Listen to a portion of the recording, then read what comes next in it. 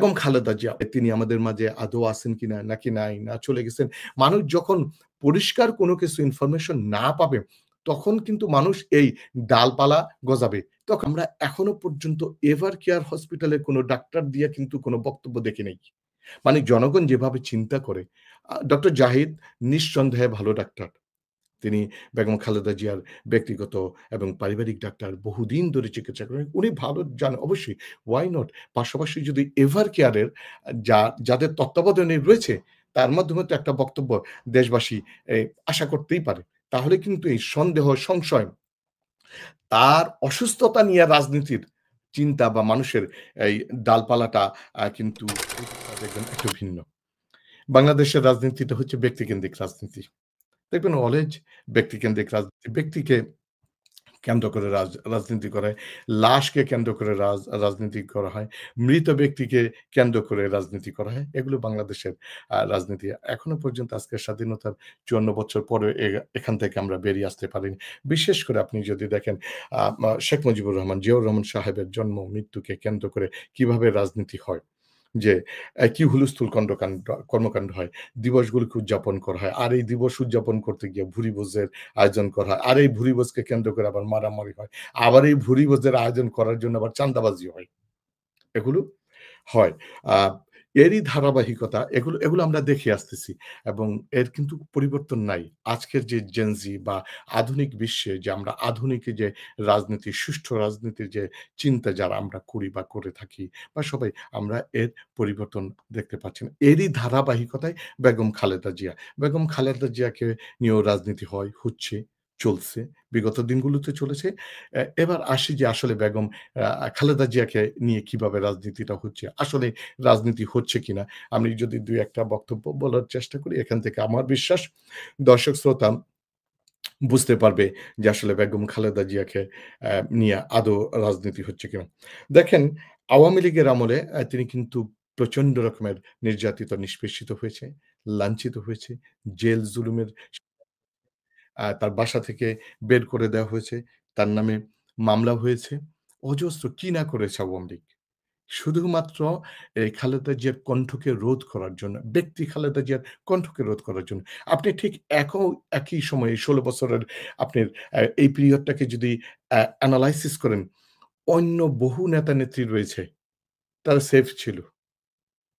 তাদের উপরে কিন্তু তেমন আক্রমণ হয়নি। তাদের ব্যবসা-বাণিজ্য ঠিকই ছিল। বাট ব্যক্তি খালেদা জিয়া সামথিং ডিফারেন্ট। ব্যক্তি খালেদা জিয়া বিএনপির কান্ডারি, বিএনপির মুকুট, বিএনপির মা, বিএনপির মাথার তাজ এবং শুধু কি তাই, আজকে সে ঐক্যের প্রতীক হয়ে উঠেছে গোটা ১৮ কোটি জনগোষ্ঠীর কাছে, আ জনমানুষের এই বাংলাদেশে। তো তাকে নিয়ে কিন্তু অতীতের রাজনীতি হয়েছে, ঠিক এখনো এভাবে। দেখেন, আমরা যদি এই সাম্প্রতিক সময়ের ঘটনাগুলোকে একটু চিন্তা করি, বেগম খালেদা জিয়া অসুস্থ। আ মা বিভিন্ন ধরনের জটিলতায় সে ভুগছেন। এই অসুস্থ মানুষটাকে টেনে সশস্ত্র বাহিনীর প্রোগ্রামে নেয়া দরকার ছিল না। আমি জানি না এর ব্যাখ্যা আমার কাজী মনিরুজ্জামান ভাই বলতে পারবেন বা বিএনপির তাদের সিদ্ধান্ত ছিল। এটা তারাই ভালো বলতে পারবে। বাট সাধারণ মানুষ সাধারণ দৃষ্টিতে চিন্তা করি যে এই তাকে নিয়ে এই সশস্ত্র বাহিনীর প্রোগ্রামে না নিলেও পারত। যেই সশস্ত্র বাহিনীর প্রোগ্রামে এর পরের দিন থেকেই কিন্তু তিনি অসুস্থ। তিনি এভার কেয়ারে চলে গেলেন। কারণ তার যে বয়স, তার যে ইমিউন সিস্টেম, সে তো ওইভাবে এখন তো ইমিউন সিস্টেম সাপ্রেসড করা। ওইভাবে তার ইমিউন সিস্টেমটা রেসপন্স করবে না। আজকে ২৫ বৎসরের যুবক যেখানে সেখানে সব জায়গায় যেতে পারবে, তার কোনো ইয়ে না। এবং সে যেহেতু অসুস্থ, তাকে এখানে না নিলেও হতে পারত। বাট এটা কেন নেওয়া হয়েছে? এটা আমার simple understanding because of politics. তাকে রাজনীতির জন্য নেওয়া হয়েছে। আমরা যদি একটু ফার্দার সামনে একটু চিন্তা করি, বেগম খালেদা জিয়া অসুস্থ মানুষ। আমি অত্যন্ত মায়া, সম্মান, শ্রদ্ধা রেখেই কথাগুলো বলতেছি। তাকে কি ৩ টে আসনে প্রার্থী করার দরকার ছিল? আদৌ দরকার আছে? আমি তো এটা খুঁজে পাই না। তার মানে এটা তাকে কেন করা হয়েছে? রাজনীতি করার জন্য। এই আসনগুলো পরবর্তীতে বিএনপির কারণ বেগম খালেদা জিয়ার ইতিহাস ঐতিহ্য হয়েছে সে কখনো নির্বাচনে হারে নাই, ফেল করে না। তাহলে ৩ টা আসন জিতবে। এই ৩ টা আসন এই পরিবারের অন্য কাউকে দেয়া হতে পারে, দিবে। এটা বেগম খালেদা জিয়া একেবারে নিশ্চিত ৩ টা আসনে জিতবে।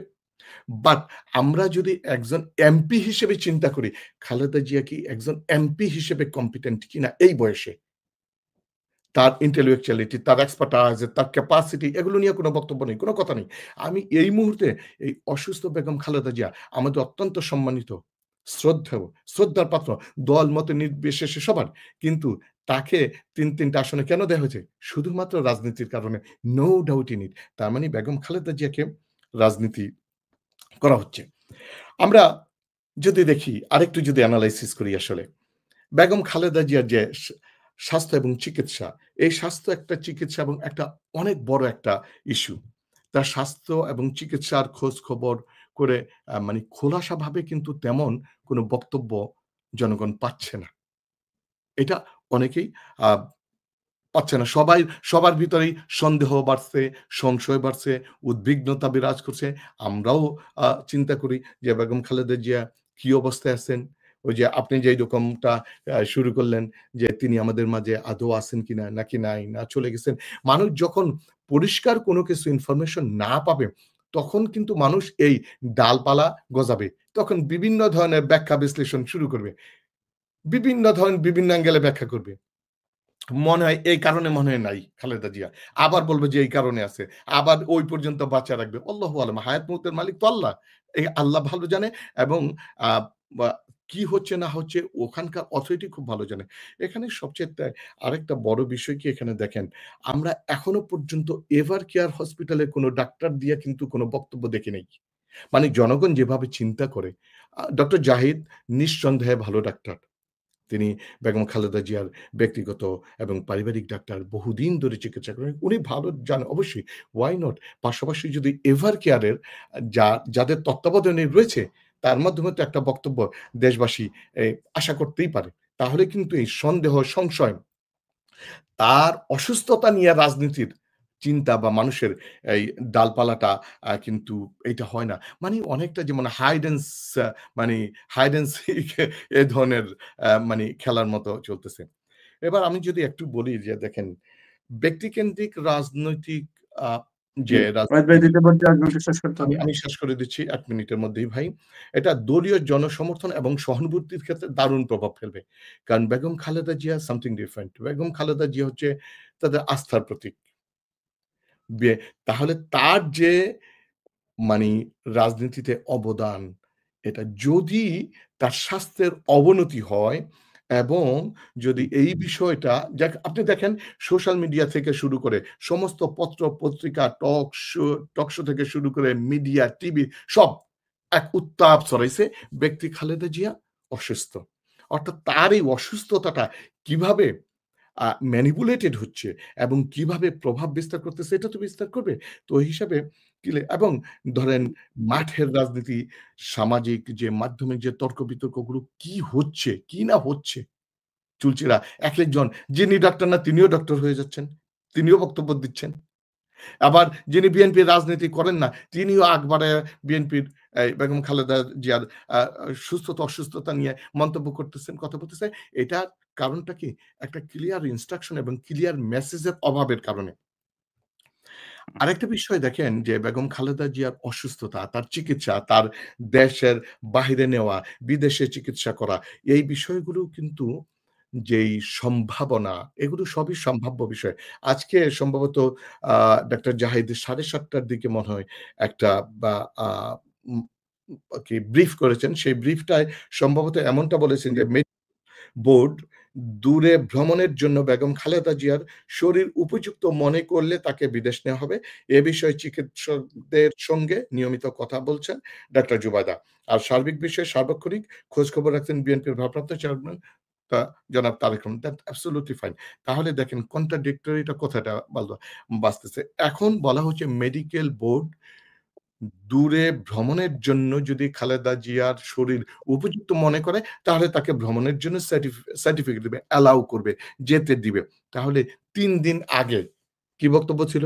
বেগম আ আ ডাক্তার জুবাইদা রহমান বাংলাদেশে আসতেছে, তাকে নিয়ে লন্ডনে নিয়ে যাওয়া হবে ইত্যাদি। এই যে কথাগুলো, এই কথাগুলো তো আসলে এলোমেলো। যে হচ্ছে এগুলো আমাদের মিডিয়াগুলো একটা প্রবলেম। টু বি অনেস্ট মিডিয়াগুলো আরো সমস্যা তৈরি করতেছে। বেগম খালেদা জিয়াকে এই অসুস্থতাকে নিয়ে মিডিয়াগুলো যেমন বিজনেস করতেছে, মিডিয়াগুলো ভুলভাল তথ্য-উপাত্ত দিয়ে মানুষকে বিভ্রান্ত করতেছে। তো এক্ষেত্রে যেমন হুম, জি। খালেদা জিয়া এখন ভাই এই শেষ করতে হবে। শেষ করে দিচ্ছি। ফার্স্ট অ্যান্ড ফরমোস্ট তার হচ্ছে একজন অসুস্থ মানুষ হিসেবে তার ১ম রাইট, তার ফান্ডামেন্টাল রাইট, তার কনস্টিটিউশনাল রাইট হচ্ছে তার চিকিৎসা পাওয়া। রাজনীতি হচ্ছে পরে। হুম, সবার পরে রাজনীতি। আগে তার সুস্থ হওয়া দরকার। কেন? বিএনপির ঐক্য এবং সংহতির প্রতীক হচ্ছে বেগম খালেদা জিয়া। যদি বেগম খালেদা জিয়ার আল্লাহ না করুক যদি কোন কিছু হয়, তাহলে বিএনপি একটা ক্রাইসিস এর মধ্যে পড়বে। একটা ক্রাইসিস এর মধ্যে। তাকে একটা সমস্যা মোকাবেলা করতে হবে এবং চ্যালেঞ্জের মধ্য দিয়ে তাকে যেতেই হবে। কারণ জনাব তারেক রহমান দেশের বাহিরে যাচ্ছে না। সেটা হচ্ছে সরি দেশে ফেরত আসতেছে না। আবার পরিবারের হুম, কেউ এই মুহূর্তে বাংলাদেশে নাই যে বিএনপির হাল ধরবে। তো এই বিষয়গুলোর যে আ জি। বা ওহিদ ভাই ধন্যবাদ। আমি শেষ করতে হবে একটু। দিচ্ছি দ্বিতীয় ভাই। পর্যায়ে আসবো শেষ তাহলে করতে। যে বিষয়টা দাঁড়াবে যদি বেগম খালেদা জিয়ার কিছু হয় তাহলে রং পারসন এর হাতে নেতৃত্ব চলে যেতে পারে এবং তারেক হুম, রহমানের দেশে ফেরত যাওয়া আরো বিলম্বিত হতে পারে। তাহলে যে সমস্ত চ্যালেঞ্জ গুলো সৃষ্টি হবে এবং এগুলি কিন্তু সব হচ্ছে বেগম খালেদা জিয়া কেন্দ্রিক। পরিশেষে যে কথাটা বলতে চাই আপনার মাধ্যমে দর্শকদের এবং আ যদি অন্যান্য কোনো মিডিয়া শুনে যে আসলে হুম। আমরাও সাধারণ মানুষ হিসেবে বেগম খালেদা জিয়ার যেমন সুস্বাস্থ্য, উন্নতি, রোগমুক্তি কামনা করছি। পাশাপাশি আমরা ক্লিয়ার বক্তব্য, মেসেজ আশা করি। ধন্যবাদ।